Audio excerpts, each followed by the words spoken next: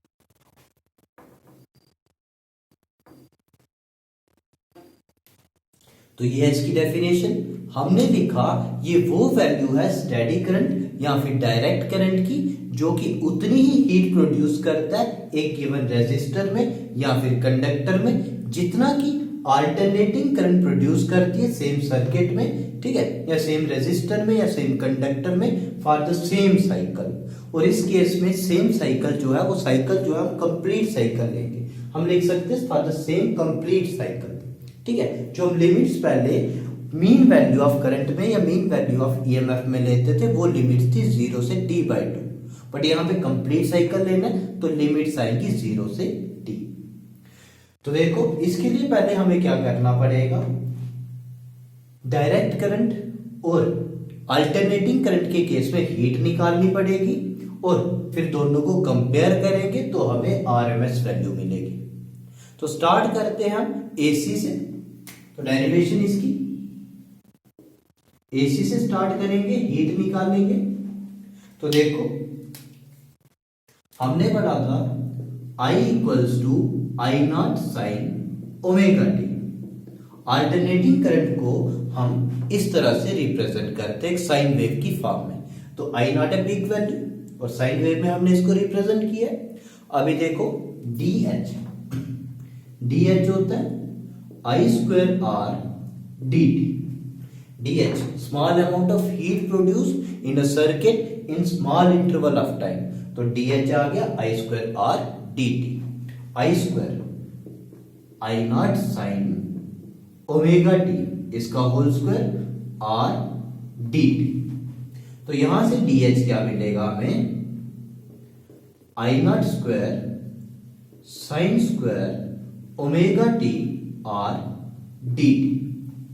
तो ये वैल्यू हमें मिली डी एच की, small amount of heat produce in small interval of time D T. अभी हमें ये वैल्यू नहीं चाहिए, हमें total amount of heat produce देखनी है कंप्लीट साइकिल के लिए क्या होगी। तो हम इंटीग्रेट करेंगे डी एच को, सेकेंड इक्वेशन को। तो ये आएगा I naught square sine square omega T R D T. Interval होगा 0 से t, कंप्लीट साइकिल। तो h मिलेगा हमें I naught square R integration sine square omega T dt। तो h की वैल्यू इस तरह से निकलेगी, इंटीग्रेशन करनी है, ध्यान दो h आएगा I naught square R sine square omega T, मतलब साइन स्क्वायर थीटा की इंटीग्रेशन करने के लिए हमें फॉर्मूला यूज करना पड़ेगा 1 minus cos 2 omega T by 2 dt, 0 से t इंटरवल। तो ध्यान दो h equals to I naught square R divided by 2 integration 1 into D T 0 से t minus integration cos 2 omega T dt 0 से t। ठीक है, आगे देखो h आया I naught square R by 2 dt की integration t, lower limit upper limit cos 2 omega T, इसकी integration क्या आएगी, तो यह आएगा sin 2 omega T divided by 2 omega 0 से t। अभी लिमिट्स पुट करेंगे तो h आ गया I naught square R by 2 upper limit minus lower limit minus 1 by 2 omega sine 2 omega upper limit minus sine 2 omega lower limit, यह आ गया। अभी यहां पे ठीक है ओमेगा की वैल्यू पुट करेंगे और आगे सॉल्व करेंगे। तो ध्यान दो h क्या है हमारे पास, I naught square R by 2 t minus 0, t आ गया minus 1 by 2 omega sine 2 omega की value 2 pi by T minus sorry into T minus sine 0, तो साइन 0 आपको पता है 0 होगा, और यहां पे टी कैंसल, h आएगा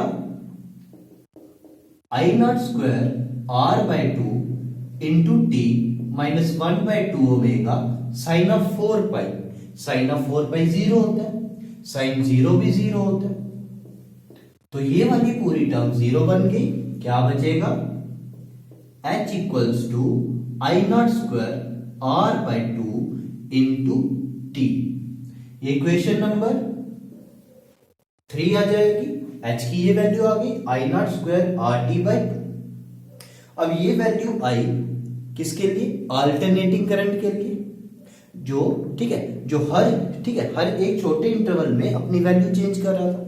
अभी हमने डायरेक्ट करंट के लिए देखनी है यही वैल्यू, तो हम देखेंगे h इक्वल्स टू आई, ठीक है ये कौन सा होगा, RMS value I square R T, हमने पढ़ा h equals to I square R T, तो ये वैल्यू AC के लिए आई, ये वैल्यू DC के लिए, दोनों को कंपेयर करेंगे, हमें मिलेगा I R M S square R T equals to I naught square R T by 2, ये R T cancel, I R M S हमें मिल जाएगा I naught by root 2, I R M S मिलेगा I naught by root 2। अगर इसको simplify करें, value put करें, ये आएगा 0.707 टाइम्स आई नॉट। तो पीक वैल्यू करंट की जब हम उसको मल्टीप्लाई करते हैं 0.707 से, तो हमें मिलता है आरएमएस वैल्यू। ठीक है, तो ये है RMS value of alternating current, root mean square value of alternating current. याद रखना है क्या वैल्यू मिली, I RMS equals to 0.707 times I nought. अगर हम इसको ग्राफ पे रिप्रेजेंट करें तो किस तरह से आएगा, ध्यान दो। तो एसी का ग्राफ बनाएंगे पहले,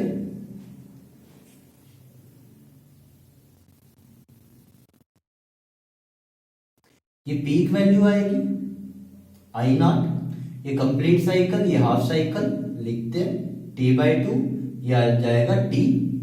ठीक है, ये पीक वैल्यू हो जाएगी नेगेटिव डायरेक्शन में, ये हमारे पास टाइम है और यहां पे हमारे पास करंट है।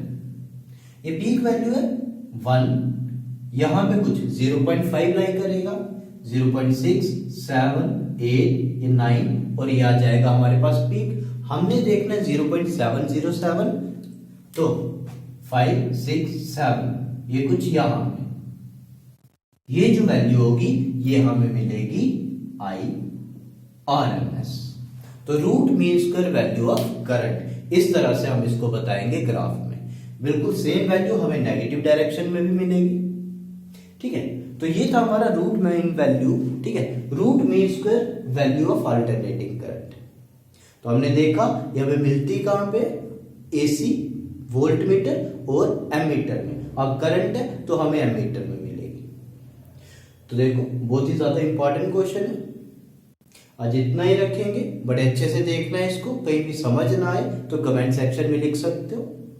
आज इतना ही रखते हैं। Thank you.